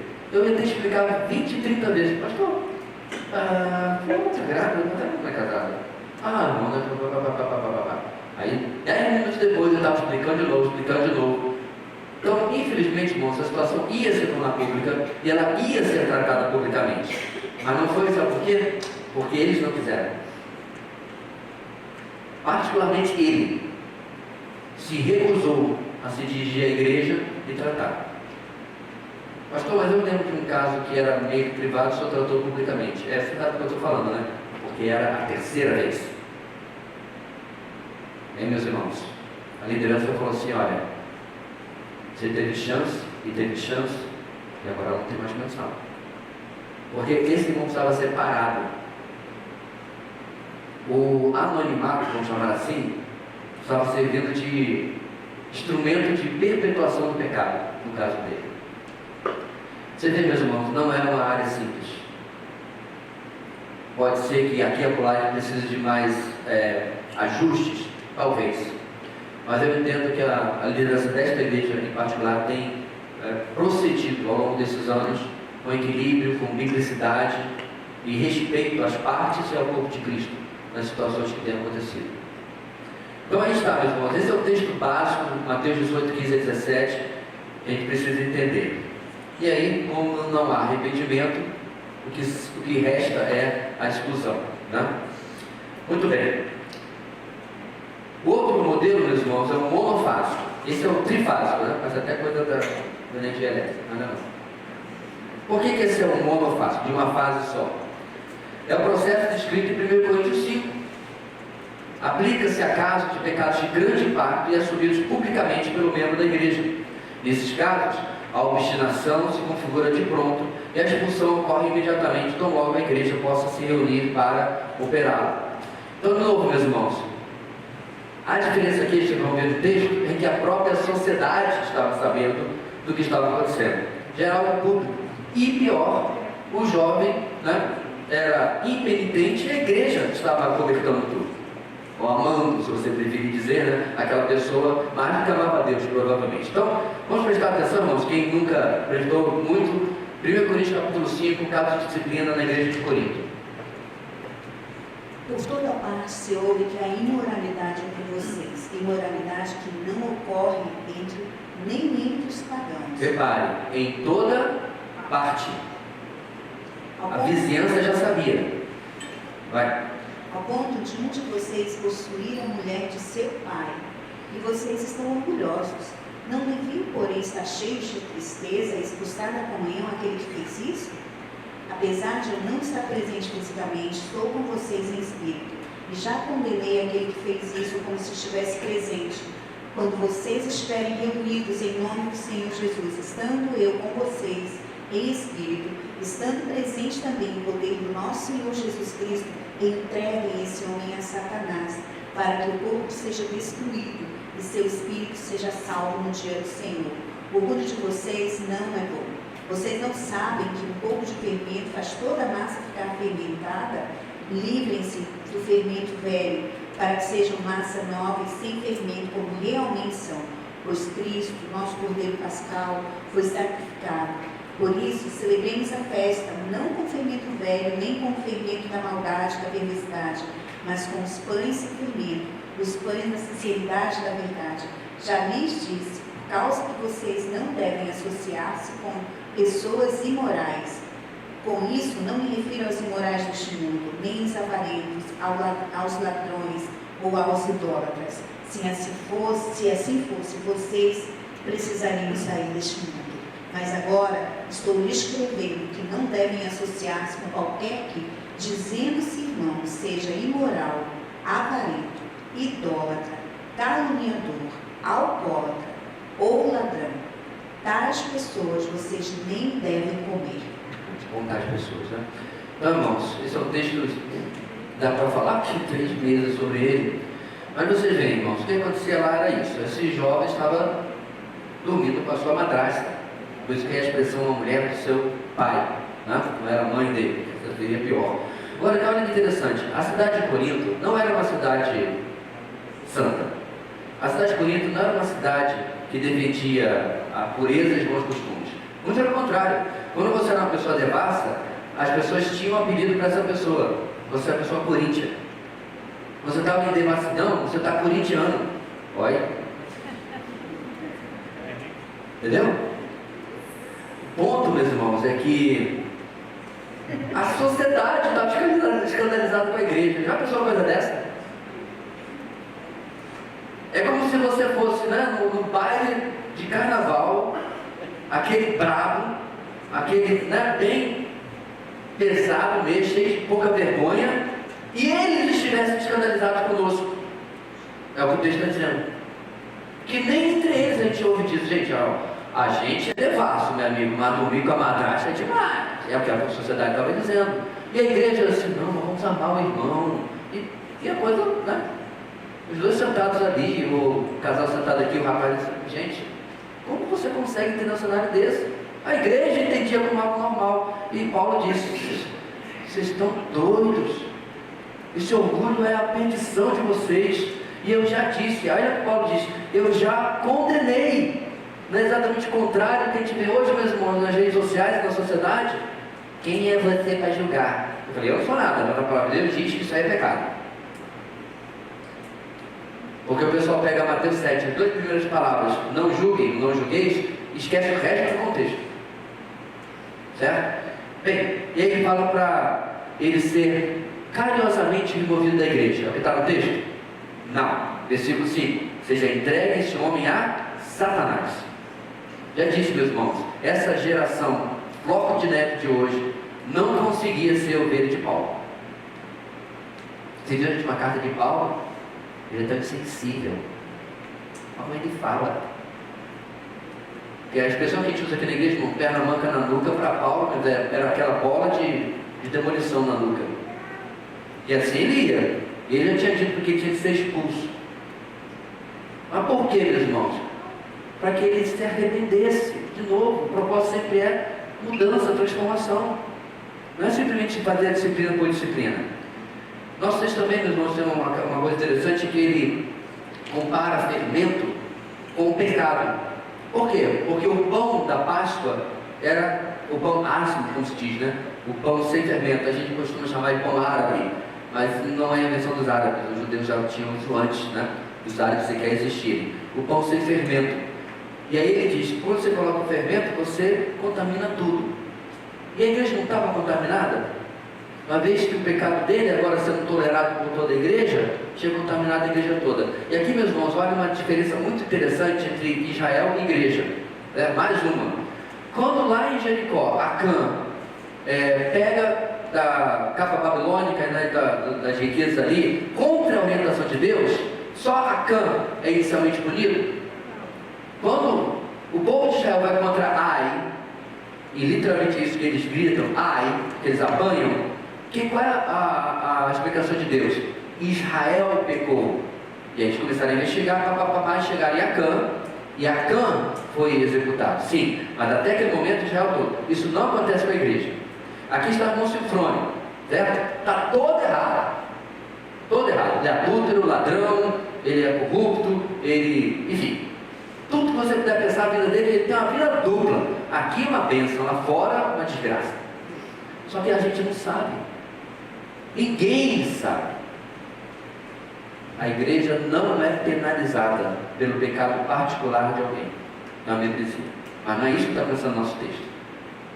A igreja toda sabia o que estava acontecendo, a sociedade toda sabia o que estava acontecendo. Intolerável. Ok, irmãos? Só para que a gente possa entender isso daí, porque às vezes quando a gente vê umas coisas do Antigo Testamento, mas esquece de aplicar a teologia bíblica. E acaba trazendo para a gente a coisa não funciona assim. Já vi muito evangélico fazer isso. Vamos seguir em frente, irmãos. Então, monofásico porque não tem como passar por 1, 2, 3 fases, aí a pessoa tem que ir direto para a disciplina. A gente pode chegar um pouquinho mais adiante.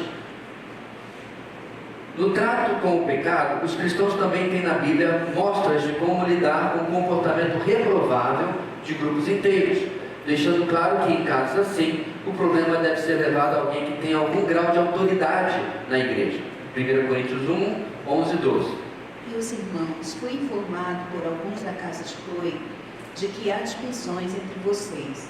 Com isso, quero dizer que algum de vocês afirma: eu sou de Paulo, ou eu sou de Apolo, ou eu sou de Pedro, ou ainda eu sou de Cristo. São as divisões que eu mencionei. Paulo vai tratar isso continuamente até no capítulo 3, né?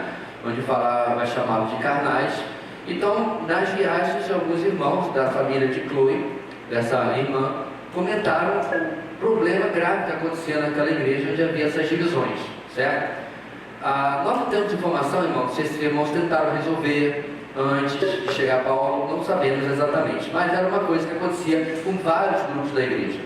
Nós já tivemos vários exemplos disso ao longo da história, onde irmãos tiveram que interferir com igrejas porque elas estavam geralmente em divisão, em problemas políticos. Aqui na cidade teve uma igreja que, em uma assembleia, o pessoal literalmente quase saiu no braço. Inacreditável, mas é verdade. Uma igreja de uma outra denominação parece que deu até Ministério Público. Quando essas situações acontecem, como diz aí, alguém que tem algum grau de autoridade precisa intervir. No caso da igreja local, irmãos, se isso é aqui e precisa de alguém de fora, No caso da igreja batista, essa pessoa tem que vir com permissão, certo? Não temos bispos, arcebispos, cardeais, ou o que quer que seja. O presidente da Convenção Batista de Roraima, o diretor executivo também, eles são cargos existentes, mas eles não têm autoridade na igreja local. É importante salientar isso, certo? Então, vamos supor que há um problema na igreja de desvio doutrinário. A igreja começou a crer numa heresia. Uma heresia que está voltando à moda. Crente não peca. E a coisa alastrou. O pastor está pregando isso, Deus me livre, vai. Todo mundo está crendo isso, o irmão está ensinando e tal, tá horrível a coisa. Aí tem a irmã Ellen. Aí, Deus iluminou, gente, isso aqui tá, ninguém ouve a Ellen. Aí cabe a ela procurar uma ajuda. Essa ajuda, no nosso caso, vai ser um pouco limitada, e como eu disse, o presidente da denominação não manda aqui dentro. O diretor executivo não manda aqui dentro. Mas ele pode conversar e pedir, eu queria pedir uma reunião para ouvir o que está acontecendo e tal. Por quê? O que vai acontecer se nós recusarmos essa autoridade da denominação? O que pode acontecer é que a gente seja tirado da denominação. Isso eles podem fazer. A gente continua a nossa vida, mas eles tiram aquela igreja local da denominação porque elas não quiseram ouvir o erro, sobre o erro. Inclusive foi o que aconteceu com a nossa congregação atual. Né? Isso há, nem lembro mais, 8 anos atrás, 9 anos atrás, né? Guilherme era de lá, Tiago Barroso era de lá naquela época, né? Então o que aconteceu? A igreja estava seguindo práticas que consideramos fora das escrituras. Finalmente, o pastor da época resolveu ordenar a sua esposa e a líder da juventude como pastoras. Aí chamamos para conversar, não aceitaram os argumentos e eles foram aí sim excluídos da denominação. Estou explicando isso, meus irmãos, porque precisa ser tratado, mas tem os canais pelos quais são tratados. Então, eu recomendo muito, se os irmãos acham que a igreja está ensinando algo fora dessa doutrina, certo? Confronte a liderança. Não, pastor, eu soube que agora na nossa igreja as mulheres só podem usar saia, os homens têm que usar terno. Não entra aqui se eu tiver de saia comprida, né? Tipo, era dourada, arrastando no chão, os homens tudo de terno e gravata. Mas por quê? Não, porque nós entendemos que a Bíblia aí inventa um malabarismo hermenêutico que não tem nada a ver. Estou falando uma besteirinha, meus irmãos, mas membro da igreja não deve ficar calado contra heresia, ensino errado, falsa doutrina. Tem que dizer por que ele está ensinando dessa maneira. Há algumas questões, claro, que são difíceis de definir, a igreja define de um jeito e outras. Não vai se brigar pela ordem da liturgia, por exemplo, não vai se brigar por coisas pequenas, mas quando é doutrina, é papel, meus irmãos, de cada membro zelar pela pureza da sua igreja local. E se a igreja não ouve, pronto, tem que ir atrás para tentar resolver o diálogo, né? Seguindo adiante, meus irmãos, no próximo parágrafo, também há uma orientação específica para o caso. Pode fazer uma pergunta aqui? Pode, deixa eu, sobre esse assunto que acabou aqui? Hoje. Ok, vai lá. Assim, você fala, aqui a Bíblia fala, me parece que tem diferenças entre a igreja, quando ela vai ser membros e presbíteros. É o próximo parágrafo.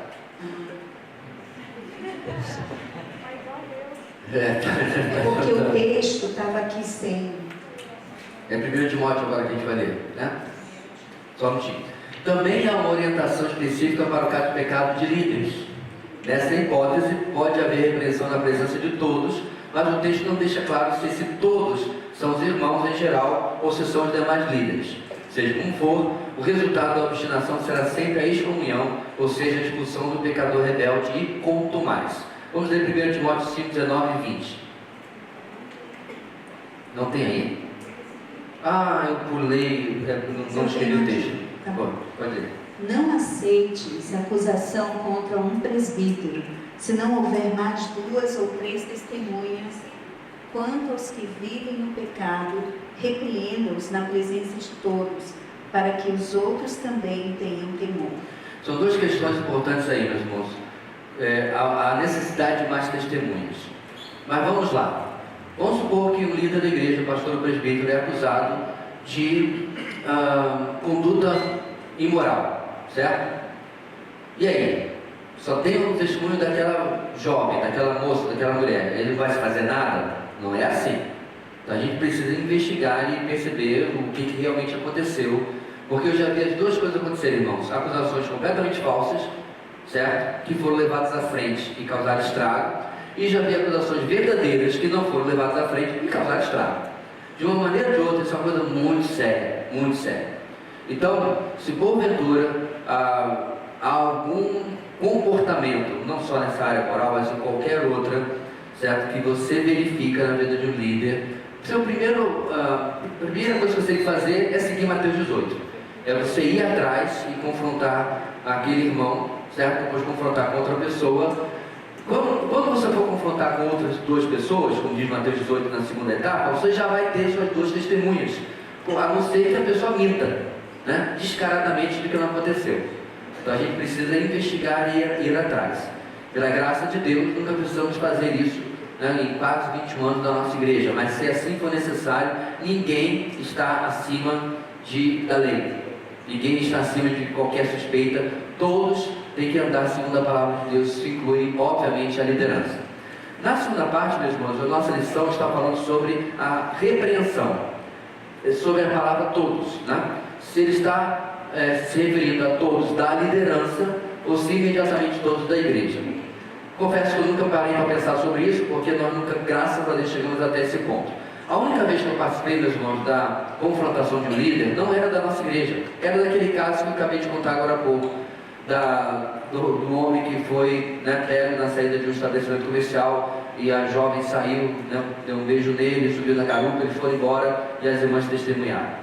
E esse também foi o caso que eu mencionei, que o pastor, muito amigo nosso, muito querido, estava dirigindo a reunião, certo? E ele literalmente estava em lágrimas, dizendo: meu irmão, nós estamos aqui para lhe ajudar, dar glória a Cristo.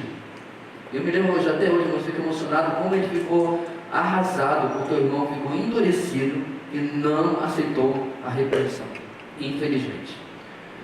Depois disso eu não acompanhei mais, houve uma comissão que acompanhou. É óbvio que ele era o pastor, né? Pelas características que eu estou dando, e não sei que resultados aconteceu depois, porque eu não continuei, não fazia parte desse todos aqui, né? Dessa comissão de disciplina, vamos chamar assim. Então, meus irmãos, nunca é fácil. A única coisa que eu peço é que, nesta ou em qualquer igreja que você participe, você não julgue a igreja unicamente pela atitude de um líder. Isso acontece demais. O fulano que sai da igreja X porque infelizmente, o mais óbvio, mais frequente acontecer, né? Porque o pastor caiu em adultério, o presbítero caiu em adultério e tal, e aí automaticamente a igreja toda não presta, o camarada sai. Esse é o momento que a sua igreja mais precisa, ou precisaria, esperamos que fique sempre no pretérito assim, né? Futuro do pretérito, precisaria de você. Esse é o momento da igreja se unir, a igreja da igreja proteger a si mesma, certo? E inclusive ajudar aquele líder que está passando por isso. Ter uma atitude diferente que muitas vezes a gente tem visto em algumas igrejas por aí. Ok? Uma dúvida, meus irmãos, sobre isso? Diga-me, Petrônio. Eu já pude passar por muitas igrejas e eu já percebi esse nome disciplina sendo usado assim de duas formas, que às vezes me causava uma certa confusão para eu entender. Ok. Disciplina no sentido já do irmão endurecido ser excluído da comunhão. Monofásica. E disciplina no sentido, eu não havia acompanhado o processo que fizeram, mas ele ficava limitado em ministério. Então, não. Aquele irmão que saiu do louvor, não, ele está disciplinado. Sim. Mas ele está cantando. Você pode explicar isso aí? Então, se há um arrependimento, não há necessidade da pessoa ser excluída. Eu vou dizer para vocês, irmãos, eu congreguei uma igreja uma década antes do seminário. Adivinha onde eu aprendi como a disciplina funciona? No seminário. Uma década eu não aprendi direito na igreja. E adivinha quem era o meu professor?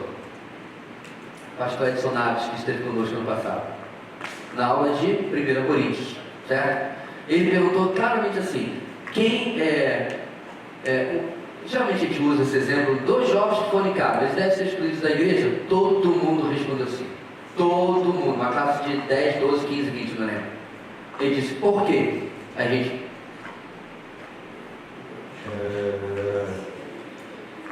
Por que o senhor diria. Deu uma de. Falei para o senhor Raimundo, então eu tentei retornar a pergunta para ele, porque parecia óbvio. E ele perguntou por quê. Aí nós entendemos, irmãos. É só ler o texto. É isso que acontece, irmãos, porque a gente não usa a Bíblia para aprender doutrina. A gente fica repetindo as mesmas coisas.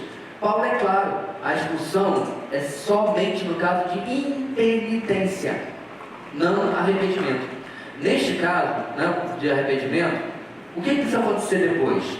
O irmão e a irmã, quem quer que seja, precisa passar por um processo de restauração. Ele precisa ser acompanhado. Por quê? Aquele pecado em particular, aqueles 50 reais que ele tirou do caixa, aquilo não aconteceu da noite para o dia. Aquilo é a ponta do iceberg de algo que está acontecendo na vida dele. Ele tem problemas de confiança no Senhor, ele tem problemas de controle financeiro, entendeu? Eu estou falando isso aí para a gente ficar sempre em sexo, né? Adultério, fornicação. Ele tem algum problema, porque ninguém tira 50 reais do seu dono, do seu patrão, perdão, do seu cara, do caixa da empresa, e está bem espiritualmente. Aquilo foi o que se viu. A disciplina, o acompanhamento vai curar o que não se viu. O problema na igreja que eu cresci, e praticamente todas as igrejas que eu conheço, é que a única disciplina é tira do louvor, tira do cargo, tira da classe e tal. Aí o camarada fica sentado ali. 1, 2, 3, 4, 5 meses. Aí depois diz, agora vamos receber o irmão de volta como membro, porque de fato ele às vezes é até excluído. Vamos receber de volta como membro, porque já passou a ser. O que foi feito? Absolutamente nada. Nada. Ou seja, o problema de fato não foi resolvido. Resolveu o sintoma, mas não resolveu a causa. Porque aí, meus irmãos, que nós decidimos, inclusive, ter a nossa conferência este ano sobre aconselhamento bíblico. Porque eu tentei que os irmãos fossem para Águas de Lindóia. Era caro, era longe, não dava. Tentei que os irmãos fossem para Manaus fazer o curso lá. Era menos longe, ainda era caro, não dava. Agora vai ser aqui. Vai, desculpa. Porque vários aqui disseram, pastor, queria tanto ajudar fulano, mas não sabe o que falar com ele. Pronto. Seus problemas acabaram. O slogan não é meu, não. Porque, irmãos, o aconselhamento bíblico não é coisa para pastor. O aconselhamento bíblico é para toda a igreja. Toda a igreja precisa saber como ajudar um ao outro numa situação um ao outro. Nós já tivemos gente aqui na igreja, irmãos, que passou por situações de vida difíceis, complicadas, traumatizantes até, mas foram curadas pelo poder do Evangelho. E elas perguntaram, mas, poxa, por que isso tinha acontecido comigo? Por que eu tive que fazer isso? Para você poder ajudar outras pessoas. Foi a minha resposta. Era melhor que não tivesse acontecido, mas aconteceu. Acho tão interessante, mas eu conheci uma jovem senhora nas redes sociais um tempo atrás, conheci assim, o perfil dela, e ela foi violentada dos 12 aos 18 anos. Saindo daí, ela foi para um casamento abusivo, onde ela era também violentada. Só que o marido não deixou de ser violento. E aí, finalmente, aos 25, 26 anos, ela se converte. Passado um tempo, adivinha só, o marido se converte. E hoje eles estão amplamente abertos e dão palestras sobre isso, sobre como Deus cura e o Evangelho funciona. Eu me arrepiava ouvindo aquele vídeo. Você falar abertamente uma coisa dessa, como ela reuniu seus parentes, cada um, tio, avô, gente. E o pessoal acha que o Evangelho não funciona. O pessoal acha que o Evangelho é só frequentar a igreja. Está usando as suas péssimas experiências para ajudar outras pessoas. Aconselhamento bíblico também faz isso. Você não precisa passar por elas, necessariamente. Mas é interessante como Deus vai muitas vezes colocar no seu caminho gente que teve a mesma experiência que você teve. E você agora pode ser estudando na vida delas. Mas precisa saber como fazer isso biblicamente. Não é só compartilhar problema. É saber como eu era assim, o Evangelho fez isso, e o caminho foi este. E todos nós precisamos aprender sobre isso. Amém, irmãos? Amém. Então vamos lá. Vamos ficar de pé e vamos encerrar nossa vida de hoje. Deus querido, nós temos que encerrar pedindo ao Senhor graça, para que quando tivermos que enfrentar situações de disciplina nesta igreja, possamos fazer para a edificação do Teu corpo e para a glória do Teu nome. Que sejam, Deus, demonstrações de amor e graça. Que, ó Deus, a luta do nosso irmão, nossa irmã, seja encarada conosco, por nós com misericórdia, com graça, mas também com um alerta. Porque aquele que está em pé, cuidado que não caia. Ajuda-nos, ó Deus, a assim viver e praticar. Abençoa o resto do nosso dia e nosso culto desta noite. Oramos em nome de Jesus. Amém.